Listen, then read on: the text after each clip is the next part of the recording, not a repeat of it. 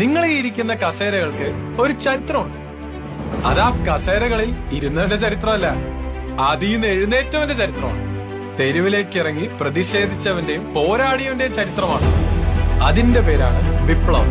ഒരു students union പ്രസിഡന്റിനെ വളഞ്ഞിട്ട് പോലീസ് തല്ലിച്ചതച്ചത് അവള് ചുംബന സമരത്തിന് പോയിട്ടാണോ?